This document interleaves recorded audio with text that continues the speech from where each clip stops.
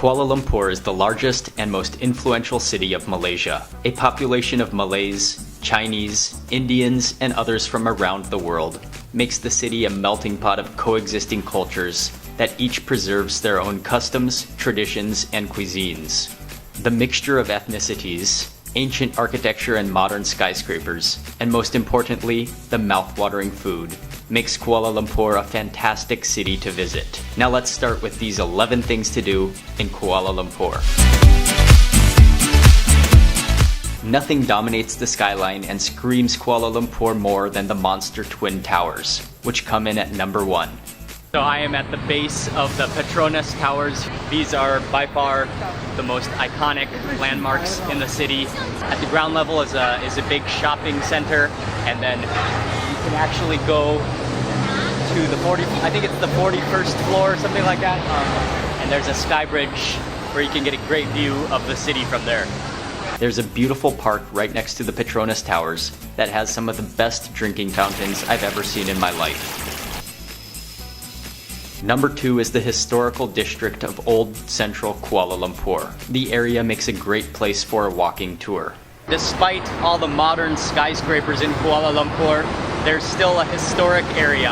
I'm just near the old railroad station, and I'm doing a little walk around to see some of the most historical and some of the most prized buildings in Kuala Lumpur.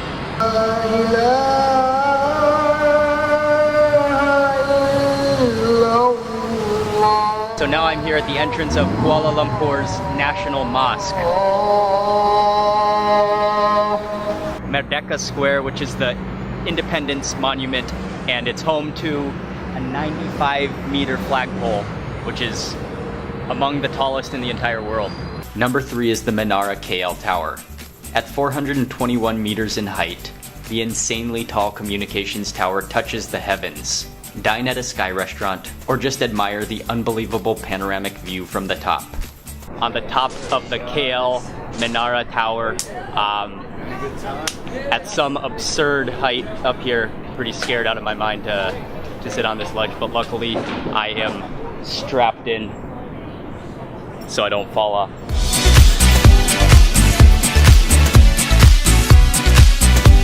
Number 4 is Little India, known better as Brickfields. KL has a lot of Indian areas of town, but the area of Brickfields is known as the largest Little India in Kuala Lumpur. Brickfields is home to Hindu temples, small food markets, stores selling saris and other Indian clothing, and a tempting collection of mostly South Indian restaurants. I personally go there for the food. Number 5, located on Petaling Street and popular with both locals and tourists, is Kuala Lumpur's Chinatown. I am in Chinatown on Petaling Street, and you can see lots of different stalls of clothes, mostly clothes, shoes, watches, handbags, DVDs, all kinds of stuff like that. There are also lots of restaurants both on this street and on the streets surrounding the area of Chinatown.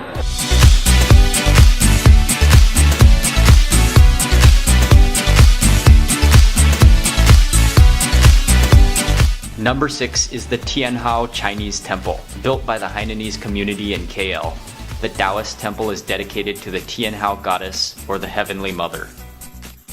I am at the Tian Hao Chinese Temple. It was built on the side of a hill, so you have the huge Chinese temple, but then you also have a view of Kuala Lumpur on the other side. Central Market, also known as Pasar Seni, is number 7.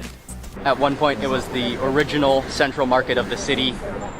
Today I think it's a little bit touristy inside, but it is a good place if you're looking to purchase souvenirs, Malaysian souvenirs, or a good place to browse around for a little while. So the Central Market. Number 8 is the KL Lake Gardens and the KL Bird Park, which includes the world's largest in-flight aviary.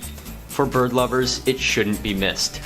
The KL Lake Gardens right now, walking around, very nice scenery, and also if you are interested, there is the KL Bird Park, the KL Mouse Deer Park, the Butterfly Park, and a hibiscus garden, an orchid garden, you name it. It's all right in this area of KL Lake Gardens. Number 9 is the Batu Caves. So I made it to the Batu Caves. It's located just 13 kilometers from the center of KL and is one of the most sacred Hindu religious sites outside of India. The 272 steps to the top is an easy climb that's rewarded with a gorgeous cave filled with Hindu religious shrines. At the bottom of the cave, you'll find a series of vegetarian restaurants where you can replenish your calories after the climb. Number 10 is the central Chowkit Wet Market.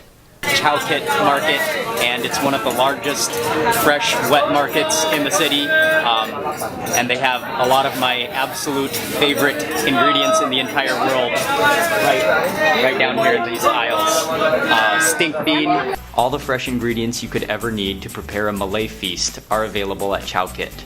There's also always a delicious array of fresh tropical fruit as well. Did you really think I'd end this list of things to do in Kuala Lumpur without adding food as an attraction?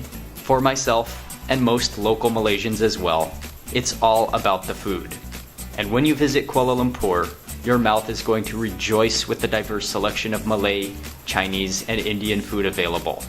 Malaysia is one of the best countries in the world for food, and Kuala Lumpur offers something tasty at every corner. From nasi lemak to ikan bakar, char kway teow to bak kut teh, and banana leaf to tandoori chicken, Kuala Lumpur is a food paradise.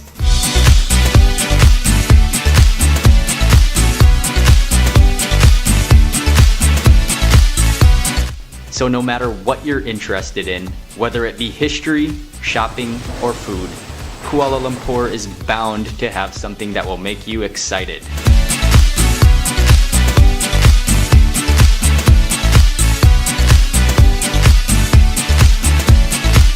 Hey everyone, it's Mark Wiens here. I just wanted to say thank you very much for watching this video. Please remember to give it a quick thumbs up. Also, I've got a bunch of travel and street food videos coming up that you're not going to want to miss. So you see that big orange subscribe button down there? Go ahead and click that button so you don't miss my upcoming videos. Thanks a lot and see you soon.